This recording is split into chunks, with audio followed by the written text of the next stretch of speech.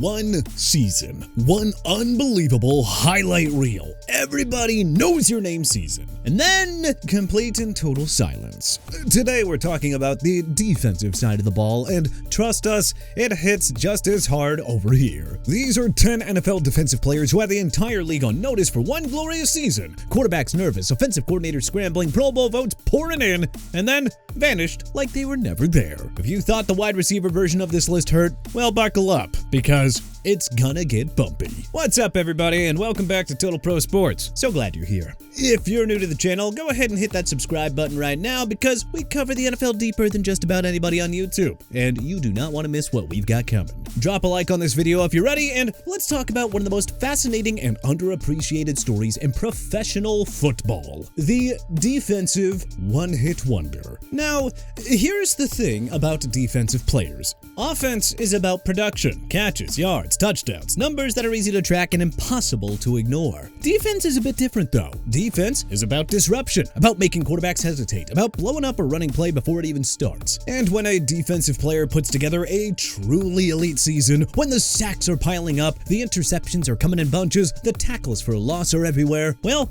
it's genuinely special. And the whole league notices, which makes it even more jarring when it all disappears. When the guy who was terrorizing quarterbacks in October is suddenly an afterthought by the following training camp. Today, we're counting down 10 defensive players who gave us everything for one season and then gave us almost nothing after that. So, let's count it down.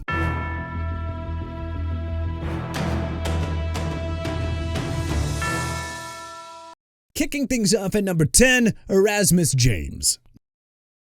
The Minnesota Vikings selected this defensive end out of Wisconsin in the first round of the 2005 NFL Draft, and in his rookie season, he gave everyone exactly what they were hoping for. Explosive off the edge, relentless motor, genuine pass rush ability that had offensive tackles struggling to contain him. He recorded 8.5 sacks as a rookie and looked like a foundational piece for the Vikings defense for the next decade. Minnesota fans were thrilled. The league had a new name to remember. Then, the injuries arrived and simply refused to leave. Knee problems derailed his sophomore season. He could never get healthy, and he never even came close to that rookie production again. By 2008, he was out of the league entirely. 8.5 sacks as a rookie, then effectively nothing. Erasmus James is one of the cleanest examples of a player whose ceiling was glimpsed exactly once and then taken away entirely by circumstances entirely outside his control.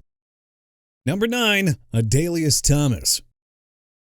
Now, Thomas has been a quality player in Baltimore for years, a versatile linebacker and pass rusher who did a little bit of everything for a very good Ravens defense. But when the New England Patriots signed him in 2007 as a marquee free agent, he had what looked like a career-defining season. Playing in Bill Belichick's system on a team that nearly went undefeated, Thomas was disruptive, versatile, and looked completely in his element. He was everything New England thought they were paying for. And then, well, almost immediately, it all just unraveled. In 2008, he missed significant time with injuries. By 2009, he was publicly feuding with Belichick. He was sent home from a team meeting, and he was eventually released. His production on the field had already fallen off dramatically before the relationship completely imploded. Thomas went from a player who looked like the final missing piece of a dynasty to a cautionary tale about fit, age, and the very specific demands of the Patriots system, all within the span of about 18 months.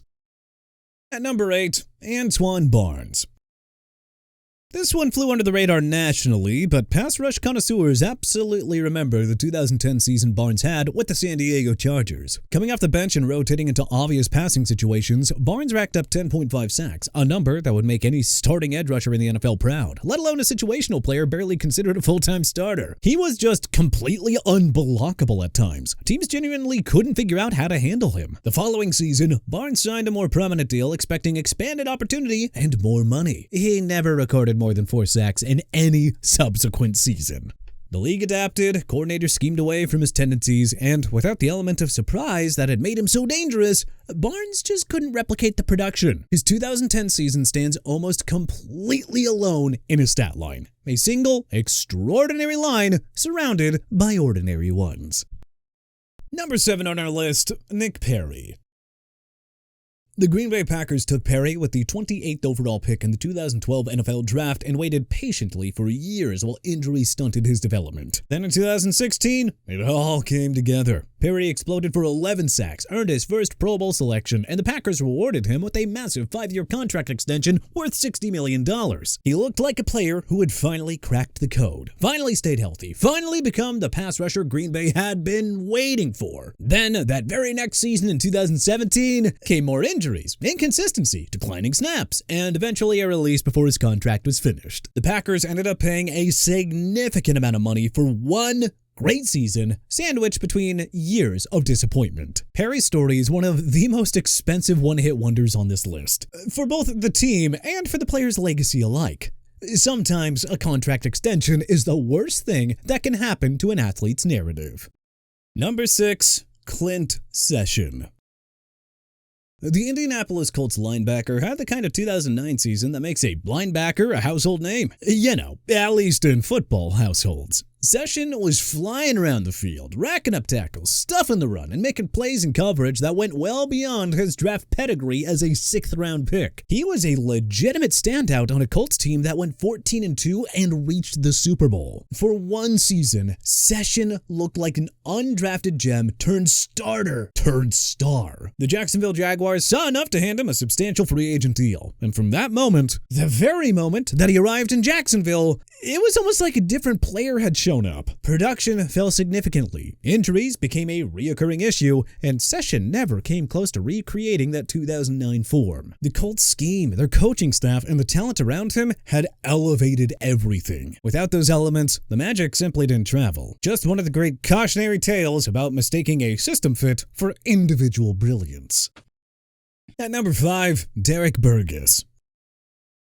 This one is genuinely remarkable. Burgess spent years in the NFL, with Philadelphia and then Oakland, as a player who showed flashes but never put a complete dominant season together. And then in 2005, at the age of 27, playing for the Raiders, Burgess erupted for 16 sacks. 16! That is an elite, all-pro caliber number. He was relentless off the edge, completely uncontainable at times, and looked like one of the best pass rushers in football. The Raiders had struck gold. Then 2006 arrived. He managed 4.5 sacks. The following years were just more of the same. Diminishing returns, injuries piling up, and a player who never looked like the force he had been during that one extraordinary season. He played 5 more years across multiple teams and never cracked double-digit sacks again. 16 sacks in 1 year and then a slow, prolonged decline. Derrick Burgess is perhaps the most extreme statistical contrast on this entire defensive list. Number 4, let's talk about Jonathan Vilma. The New Orleans Saints linebacker had been a solid, dependable player for years, a first-round pick who carved out a respectable career. But in 2010, Vilma was genuinely exceptional. He was the quarterback of a Saints defense that was difficult to move the ball against. He read plays before they developed, and his instincts made him look almost, well, psychic at times. That Saints defense as a whole took a massive leap, and Vilma was the engine. Then in 2011, injuries limited him severely. In 2012, he missed the entire season due to the Bountygate suspension, one of the most controversial moments in recent NFL history. By the time Vilma returned to the field, the missed time had taken a severe toll, and he was never quite that dominant force that he had been during that 2010 peak. His story involves forces both physical and institutional. An injury, a scandal, and a league office decision that together robbed him of what should have been the prime years of his career. Whatever you think about Bountygate, the on-field loss was very real. Number 3, Thomas Howard. Thomas Howard looked like the next great athletic linebacker after his breakout 2007 season with the Raiders. The former second-round pick exploded for 107 tackles, 6 sacks, an interception, and 2 forced fumbles, becoming one of the few bright spots on a struggling Oakland defense. With elite speed and versatility, many believed Howard was on the verge of becoming one of the NFL's premier defensive playmakers. But that breakout season ended up being the peak of his career. Howard never again reached that same level of production nor impact. Injuries, inconsistent play, and constant coaching changes slowed his development, and he struggled to live up to the expectations created by his monster 2007 campaign. So, after bouncing around with the Bengals and Falcons, his NFL career quietly faded away far earlier than many had expected. For one beautiful season, though, Thomas Howard looked like a future superstar linebacker capable of doing everything on the field. That year gave Raiders fans hope that they had finally found a defensive cornerstone, but the dominance simply didn't last. At number 2, Greg Toler.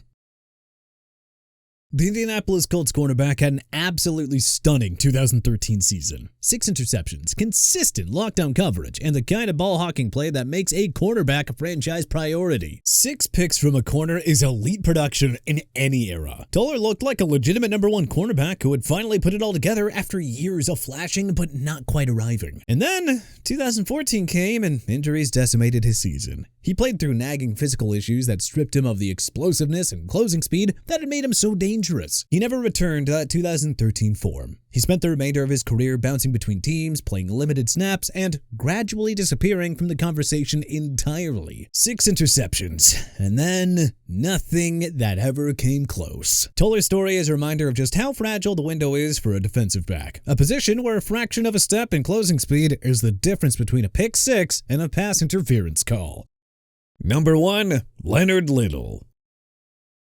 Leonard Little looked unstoppable during his dominant 2001 season with the St. Louis Rams. The explosive pass rusher terrorized quarterbacks all year long, piling up 14.5 sacks, forcing fumbles, and earning his first Pro Bowl selection. With elite speed off the edge and incredible athleticism, Little appeared destined to become one of the NFL's next truly elite defensive stars. But despite flashes afterward, he never fully reached that same terrifying level ever again. Off-the-field issues, injuries, suspensions, and inconsistency prevented Little from building on what many thought would be the start of a Hall of Fame trajectory. While he still remained a productive player for several seasons, the dominance and hype surrounding his 2001 breakout slowly faded as the Rams declined and his career became overshadowed by controversy. For one unforgettable season, though, Leonard Little was one of the most feared defenders in football. Offensive tackles struggled to contain him, quarterbacks dreaded facing him, and Rams fans believed that they had found the next legendary pass rusher. But the peak didn't last nearly as long as many had expected. And there you have it. 10 defensive players who gave us one elite season and then